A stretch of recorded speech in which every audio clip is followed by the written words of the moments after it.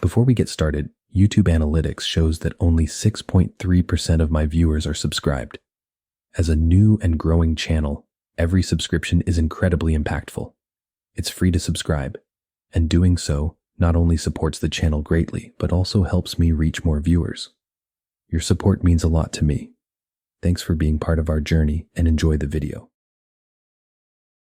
For about 10 years now, I've been a ranger in the Okefenoke Swamp Park. It's the largest blackwater swamp in the entire United States and takes up a good chunk of southeast Georgia. The place is massive, home to all kinds of wildlife from foxes to alligators to the occasional bear. Over the years, I've found that it's not only wildlife that inhabits these swamps, though. There's something else out here. Not human, of course, but the swamp hides its fair share of secrets from the world beyond its waters. One of my earliest memories was during my first year as a junior ranger. I was young, maybe 25 or so when I got the job, and they were drip-feeding me new duties as the days went by. Eventually, I got to the point where I could do patrols myself if there was anything that needed to be checked on, and they finally gave me the keys to the fan boats we would use to get into the deeper parts. That's what gave me my first scare. It was getting dark out and some folks came into the station, telling us they had been out hiking and lost one of their buddies. Not too uncommon, considering if you take a wrong turn, there's nothing but water and dense trees to find your way back. And unless you've got a keen eye, you're not going to notice the difference. Now the sun was going down, and they say they hadn't seen him in a few hours, despite calling out for him the entire way back. So it fell on me to go out there and search while Lena, my partner on duty, was the one to take the report. I grabbed the big-ass flashlight we use for night searches, the boat keys, and headed out the door to see what I could find. They said they had come from the western part of the swamp, a more densely wooded region prone to a lot of flooding. Not a great thing right now as the clouds were coming out for a thunderstorm yet again. Moonlight was in and out, sliding behind clouds and plunging me into darkness every few minutes, before re-emerging again for brief illumination whenever it felt like it. The trees above were casting eerie shadows, and every movement from around me made me jump as the night grew darker. Mosquitoes were the worst damn thing out here. Plenty of the bastards were swarming me, almost blocking the floodlight as they swirled around in the beam. It was hard enough seeing anything through the shadows of the trees out here, but seeing millions of tiny bugs make shadows the size of dogs in the distance, that does some weird shit to your brain. The heat didn't help much either, making my clothes stick to my sweaty skin. I was out there maybe 2 hours, moon high overhead and sun long gone now, when the first shower finally came. Rain started falling slow at first, just a drop here and there as thunder gave ominous rumbles in the background. An occasional flash of lightning would overtake my surroundings, completely overpowering the beam of my flashlight and making the entire swamp around visible. That was when I first started to notice them. It looked like people at first, hiding behind trees, obscured in shadows and branches to keep from being seen. Some were taller than others, some a bright sun-bleached white, while others appeared covered in mold and dirt. The first one I barely caught in the light as it ducked back behind a tree, long white fingers on one hand being the only thing I saw before they slipped back into the darkness behind it. I saw another one 10 minutes later, though this one was much more clear. It was in the middle of the trees, partially submerged in some of the water and muck below. From the waist up, there was a mostly decayed body, stripped by the bugs and weather down to the bone already, ribs holding rotten ribbons of flesh on them. It disappeared as quickly as my light hit it, one rotting eye still staring at me from its skull as it submerged under the water, leaving me shaking in fear. Despite trying to get a message back to Lena, I didn't have any signal going through on my walkie. I was finally around the space where they said they had lost their friend, and I started yelling for him, despite how scared shitless I was. Everything I had seen up to that point I was able to just rationalize, I guess. It was my first time out in the swamp on my own, especially this late at night, and the weather wasn't helping my nerves. Ahead of me, the trees opened up in a clearing. Nothing but a small pond unmarred by roots or trunks sticking through. The rain stopped suddenly, moon appearing from behind the clouds now and shining down on the dark black water below, reflecting its light. There, standing in the middle of the clearing with hands stretched high into the sky, as if pleading for the moon to come down and meet it, was a body. Hell, a body was probably putting it mildly, as this thing was stripped of all flesh, empty sockets where the eyes should be as it stared up into the moon above. From where I was in the boat, I could see it was dressed in a long, flowing white gown, almost like a wedding dress.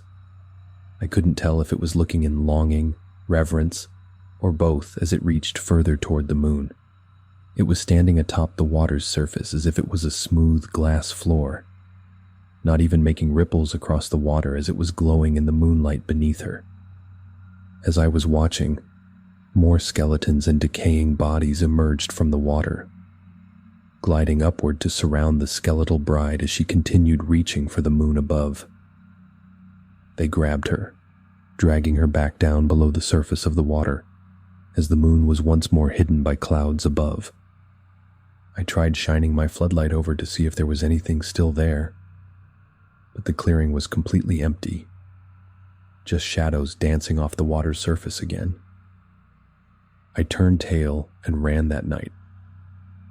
We ended up finding the guy that was missing the next day, somehow wandered right over to one of the nearby highways, though it was a hell of a walk for him to get there.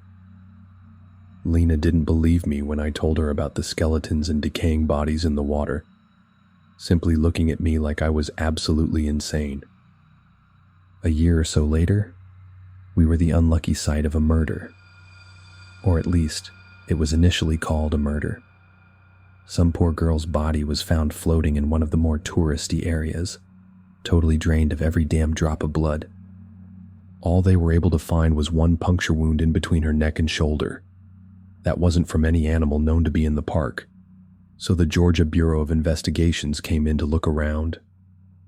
I got paired up to lead a guy named Sully around the swamps, investigating to see if we could find any sign of where she was killed, or a possible weapon even. Good guy. We ended up getting to be friends in the couple of weeks we were going around the whole length of the Okefenoke. One thing we agreed on: the amount of destruction being done to the environment out here needed to stop.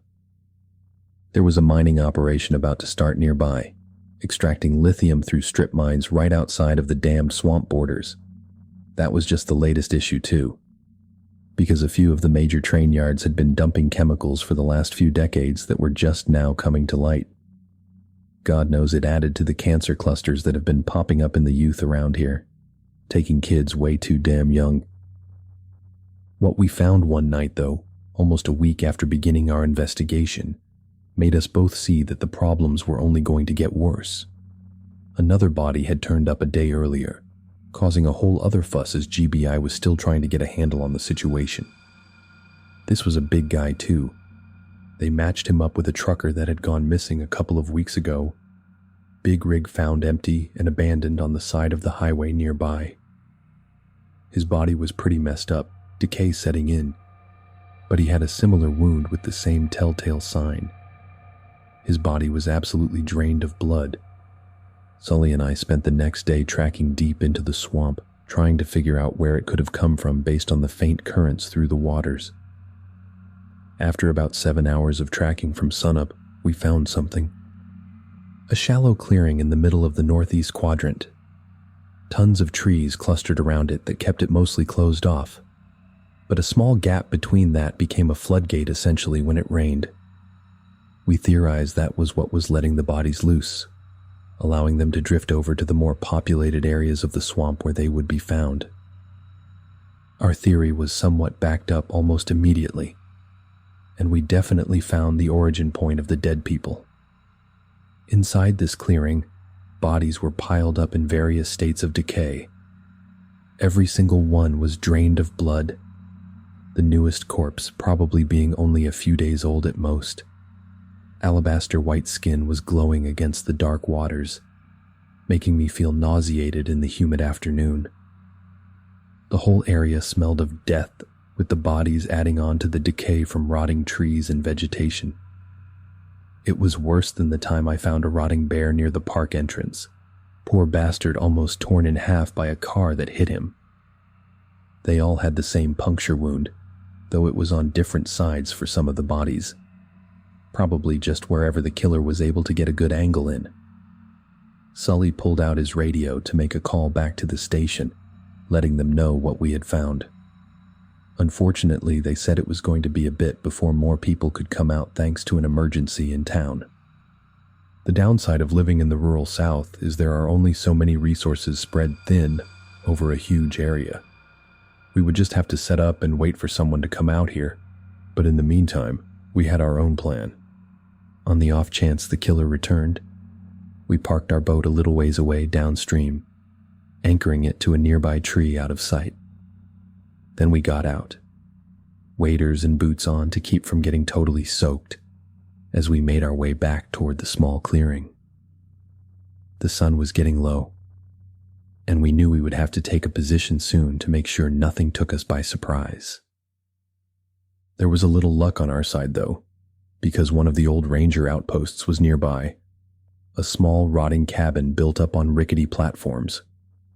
We crammed ourselves in, getting ready for what could be a long night. Maybe 2 hours passed with nothing. I think I ended up falling asleep on one of the rusty folding chairs left in the outpost. The place was bare, an old landline phone hanging on one wall, a small desk in the corner, and one dingy light bulb hanging from the ceiling. Damn thing didn't even work, and there probably wasn't any power coming in here anyway. Sully got outside and looked around for a little bit while I was snoozing inside, and when he woke up showed me the reason we didn't have power. The small posts stringing wire along for electricity was ripped out of the ground, nothing but a frayed wire still hanging loose above the water. No doubt that was a major safety hazard, but it's not like anyone ever came out this far. We started checking the further reaches of the swamp a lot more often after this situation, hoping to avoid another pile of bodies coming up like it did. The sun was gone in the sky by the time we realized our serial killer was much, much worse than some awful human. Sully had a fancy pair of night binoculars, and we were trading off back and forth watching the spot to see if anyone was coming. Hell, we were scanning the entire damn area, desperately trying to see anyone coming up before they actually got too close. That way we could get a better look. Our worst fear was that they would come up to their dumping spot with another body to get rid of, probably drained of blood again. Of course, that was a confirmed reality just a few minutes after midnight. Nobody had shown up out here still, with the two of us debating, throwing down a GPS marker and heading back to the main station. I was on watch, scanning the area from left to right when suddenly there was a figure standing in the clearing. Damn thing was huge, standing probably 9 feet tall at least. It was holding another body, likely drained as well because it flung it next to a tree moments after I caught sight, making it crumple to the water below. I grabbed Sully, pointing in the direction of the clearing and handing him the binoculars to get a look. His gasps were something I'll never forget, because the thing turned right toward us there. This giant bastard was like Mothman's fucked up southern cousin, bristles of stiff spines all along its arms and legs, with at least 6 arms sprouting down the body. 2 ended in sharp points, which we initially, though, was what it used to kill its victims. The others had human-like hands, though the fingers were deadly sharp at their tips. Then it looked to the body it had just thrown aside, something unfurling from its face. The huge red eyes were glowing in the moonlight, hexic patterns reflecting everything around it. As the mouth stretched, I realized it was a sharp, needle-like beak that it then punctured the fresh body with. I couldn't tell what it was doing, but the body started to shiver, something squirming through the still skin as it made itself inward. That was all me and Sully needed to see, because we had no idea what the hell this thing was other than an abomination against God. The situation with a believed murderer meant we got clearance to carry firearms, and both of us drew ours now. Sully had a rifle, while I just had a standard-issue pistol. We gave ourselves a moment to prepare, grabbing a couple of old flares from within the desk in case they might come in handy, and moved out. We made it to the edge of the clearing, still hidden from this damn thing and whatever it was doing.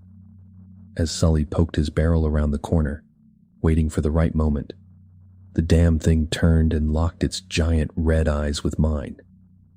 It wasn't human for sure, and the only thing behind those eyes was the desire to feed, breed, and eat some more. This was the stereotypical southern pest, made into one of my greatest fucking nightmares. Soon as it looked at us, Sully fired a shot off, hitting it in one arm. The damn thing took off flying, both of us firing shots up after it. I think one of our shots found the right mark, because it shot through one of the wings, causing it to lose lift and start falling back down.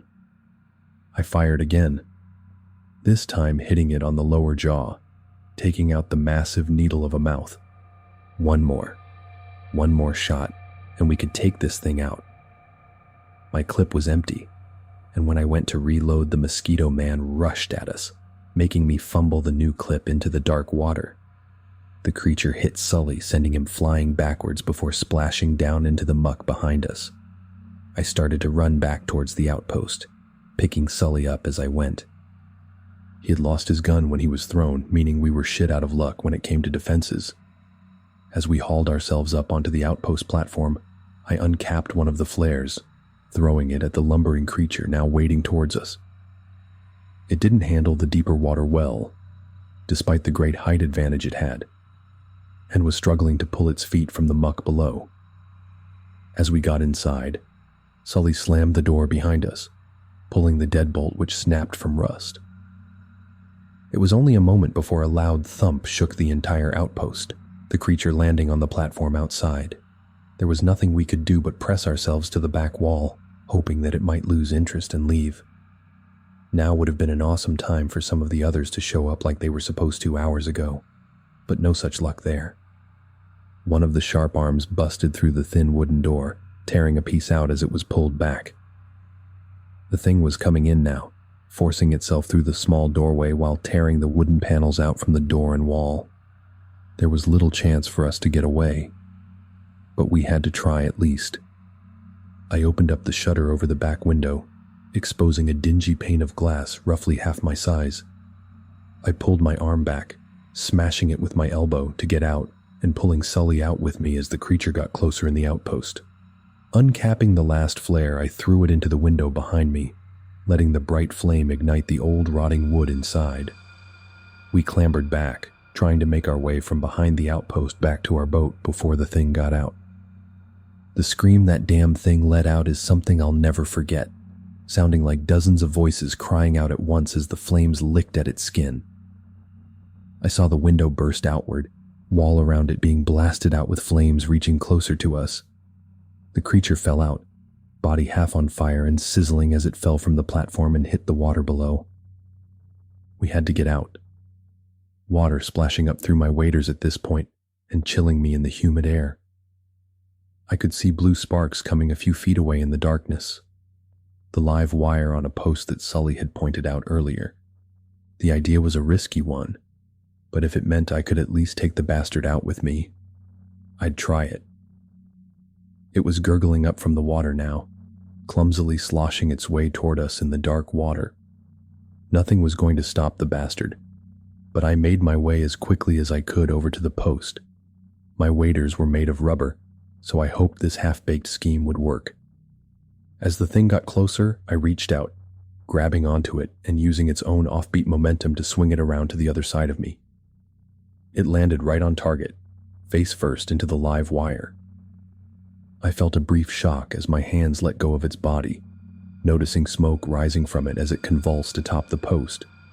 A couple of moments passed before the wire shorted out, creature going limp against the post as it died. The outpost was still going up in flames around us as we both lifted the body, bringing it toward the massive pyre. It became that thing's funeral when we threw it on top. letting it burn away before it had any chance to pull some shit and come back at us. There was no sound from it, just the crackling of flames as the outpost burned, smoke rising into the sky above. Screams started coming from the clearing, this time more high-pitched than the last, but all in a terrible discordance that sounded like the choir of hell. We covered our ears, looking back to the clearing as the moonlight illuminated 3 small bodies, each one maybe 3 or 4 feet tall.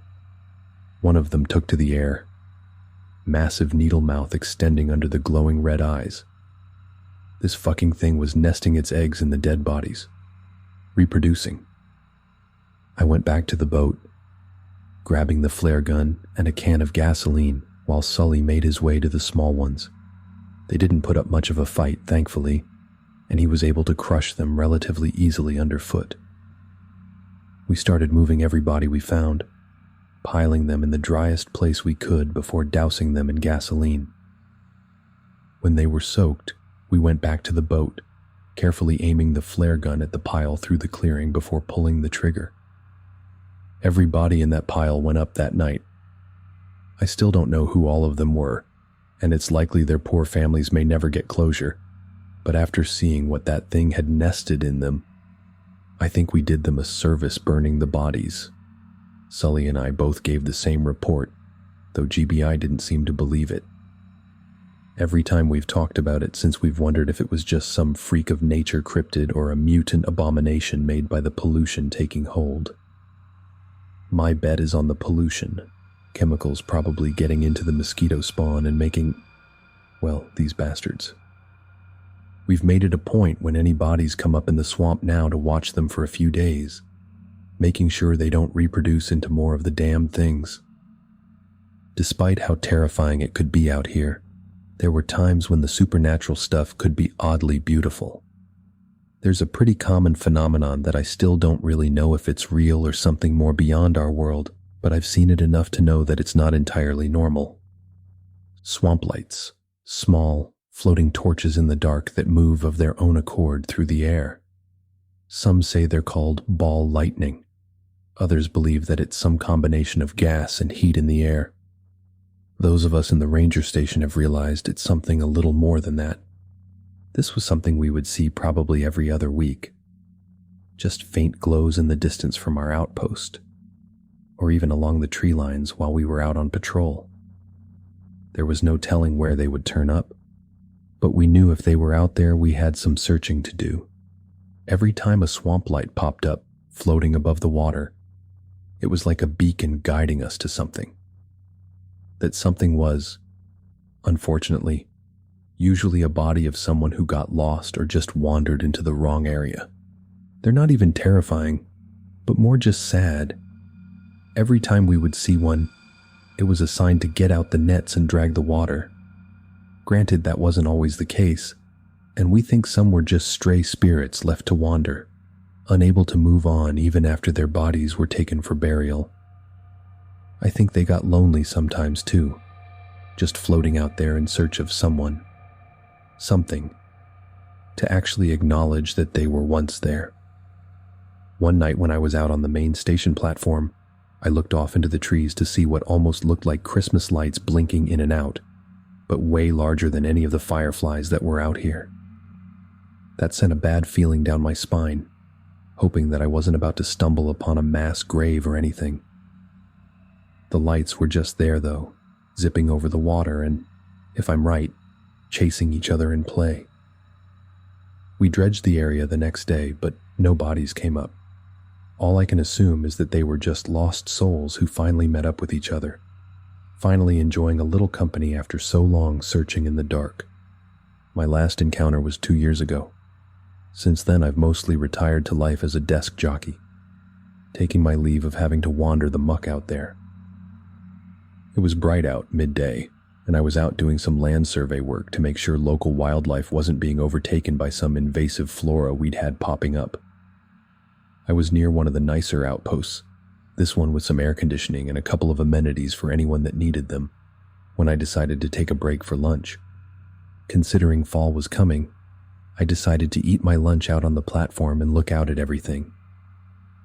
Nature out here was beautiful, with every shade of green imaginable playing off the sunlight high in the sky. I think I ended up sitting there for an hour after I finished eating, just taking in the peace of it all and watching alligators float lazily along in the water beyond.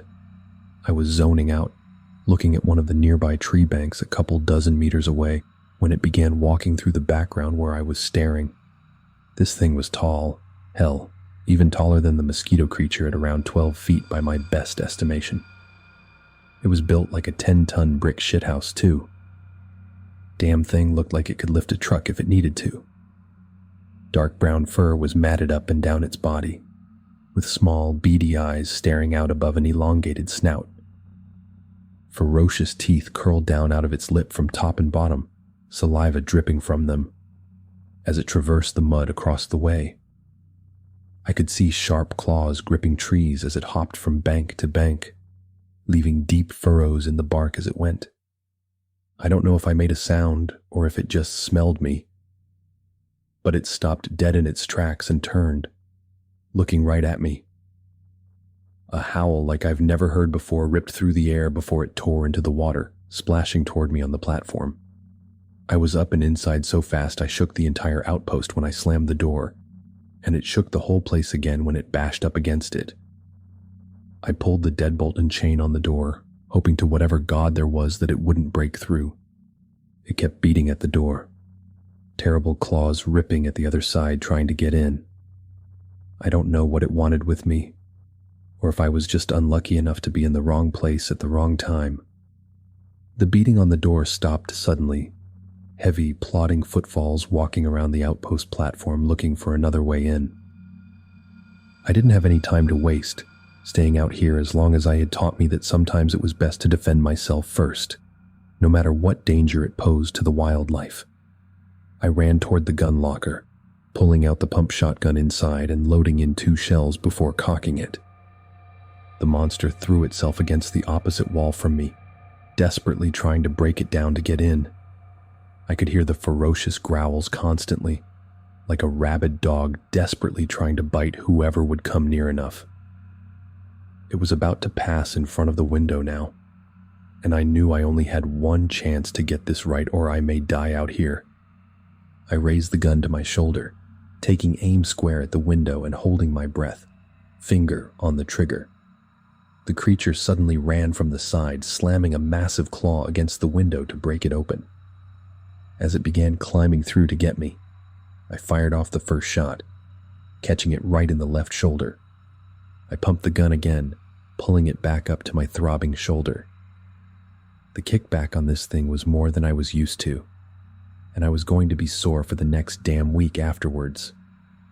It still tried coming at me again, but I fired off the second shell, quickly ejecting it and pulling more out to reload. The shot peppered the thing right in the face, blowing off some of the skin around its skull. Despite all that, eye now staring at me, unable to close and half of its mouth fixed in a wicked snarl, pieces of flesh hanging from the side, it turned tail and ran off. Explaining the broken window and huge gashes on the door was surprisingly easy. We all had an understanding at this point that weird shit happens out there, and sometimes the place just needed some repairs when wildlife got uppity or bad weather happened. Most of the official expense reports mention bad weather, but on occasion, we would have fun with them, making up random bullshit to send off to the state auditors. Not like they were going to come out here and check on it themselves. I haven't seen the damned son of a bitch since, thank God. I have heard some of the younger rangers tell tales of howling late at night and seeing a massive creature walking through the trees, just beyond the shadows of what they could see. Shining a light on it only causes bright green eyes to reflect back when they see it, and that's usually all it takes for them to turn tail and run. I still work here, but like I said, I stick to desk jobs now. The younger folk can go out and deal with all the craziness the Okefenoke has to offer. I'll stay right here in the air conditioning,